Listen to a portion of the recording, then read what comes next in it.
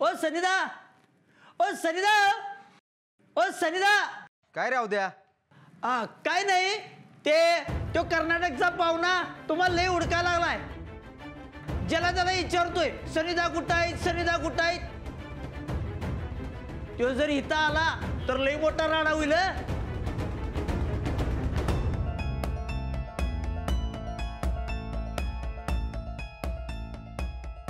अहो सनिदा, तो कर्नाटकी पाहुणा मला राहू बुडकी कोणी बघितलं म्हणजे? अहो तो पैसे मागायलाय पाहुणा. अरे काहीतरी डोसकं लावा आणि कटीव की त्याला. कठीण आहे ती. त्याला म्हटलं मी, तो काय ऐक ना, तो म्हणतोय 4 लाख टाकायचं आणि मगच बोलायचं.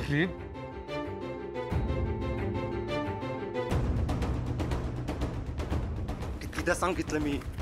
हो अरे तुला काय सांगालो त्या का माझ्या इज्जतीचा फालुदा करायला जाऊ द्या. मी तुमच्या इज्जतीचा फालुदा करवलोय.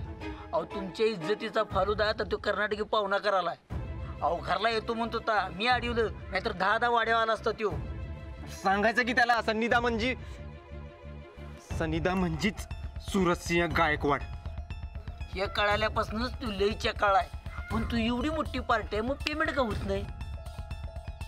मारी आता काय करायचं रे? काय करायचं म्हणजे पैसे द्यायला लागणार. तो काय ऐकना झालाय आणि पक्क्या त्याला मधनं डिवचत असते. अरे मग सांग की त्याला, म्हणावं पैसे नाही बुडणार. 4 लाख म्हणजे सनिदासाठी किस झाडकी पत्ती आहे. आणि 4 लाख 8 लाख 8 लाखात होणार की फॅक्टरी? 8 लाख, अरे 8 लाखात फॅक्टरी होणार की? उद्या आपल्या गावात फॅक्टरी होणार, आपलं गाव सुधारणार. अरे आपल्याला आयुष्यात लय प्रगती करायची आहे उद्या. कसली प्रगती? अरे प्रगती लय करायची आहे.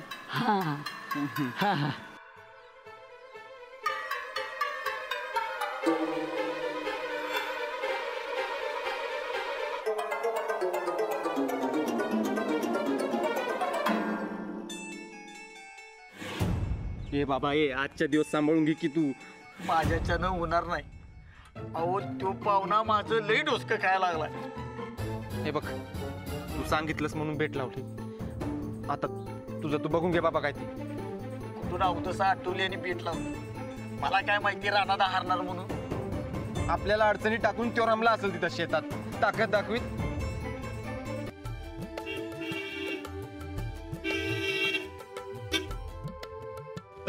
कोण आहे रे?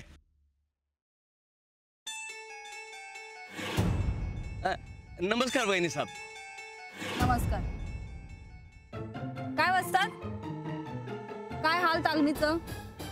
हाय की. आणि आमचं राणा भाऊजी हारलं का? वहिनी साहेब चूक झाली. एक डाव माफ करा. काय बी करा, पण तालीम काय बंद करू नका. बंद कशा पायी? उलट आम्ही जास्तीचे पैसे देण्याचा विचार करतोय तालमीला.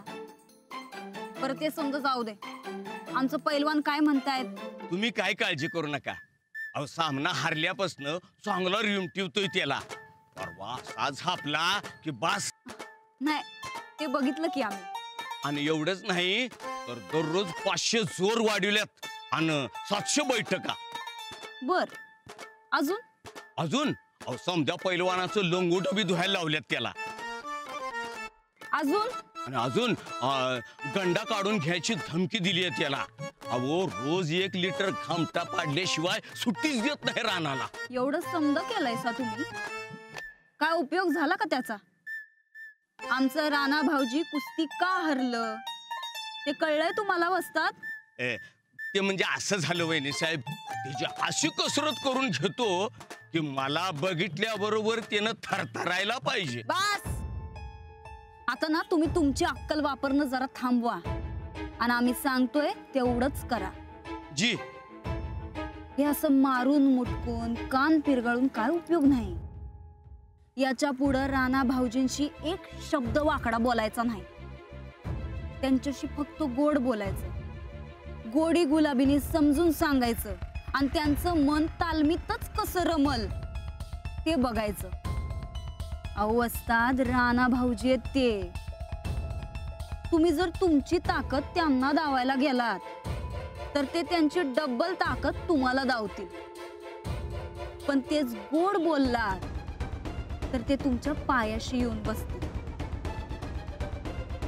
बघितलंस चंदा, राणा भाऊजी परवा कुस्ती का हरले ते आपल्याला वस्तादांकडून कळलं.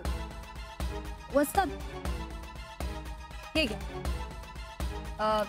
तालमीसाठी आणि तुमच्या स्वतःसाठी पण आहे. झालंय आमचं काम. येतो वहिनी.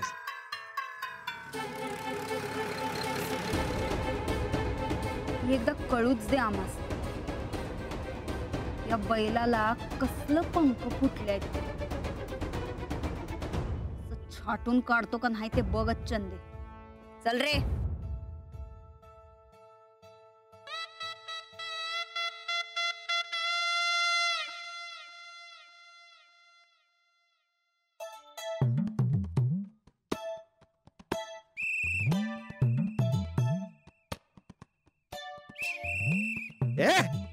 सांगितलं ना इथं खेळायचं नाही म्हणून.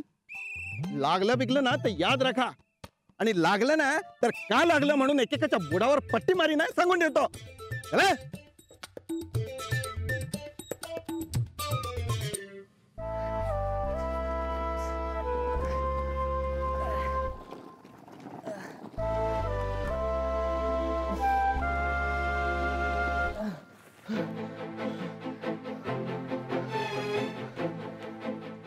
काय चाललंय तुझं सकाळपासून? काम व्हायला लागलायस आणि नारळाची काय भानगड? बघशीलच तू शाळेत जाऊन कशी ताकद दावतो ते.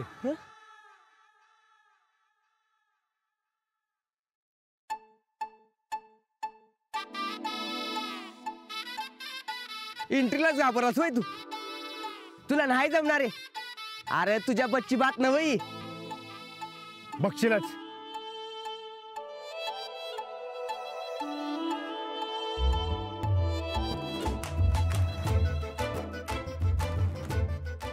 आजकाल शाळेचं बॅग कमी झालेलं दिसतंय.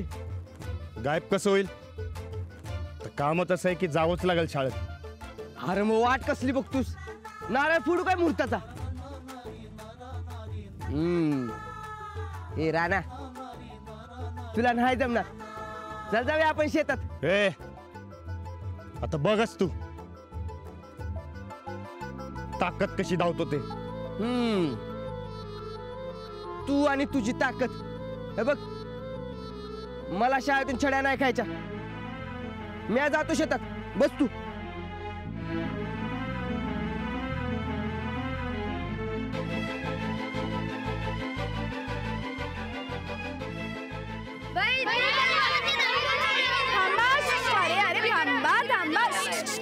गोंधळ करू नका. मी सगळं तुम्हाला नीट समजावून सांगणार आहे. हा, आता शांतपणे ऐका. झाडाची पानं असतात ना, ती सूर्यप्रकाश शोषून घेतात आणि झाडाची जी मुळं असतात ती पाणी शोषून घेतात. मग मुळांपासून येणारं पाणी आणि वरून येणारा सूर्यप्रकाश याचा वापर करून झाडं त्यांचं अन्न तयार करतात. यालाच प्रकाश संश्लेषण असंही म्हणतात. झाडांना सूर्यप्रकाश खूप महत्वाचा असतो. जिथं त्यांना सूर्यप्रकाश मिळत नाही ना, तिथं ते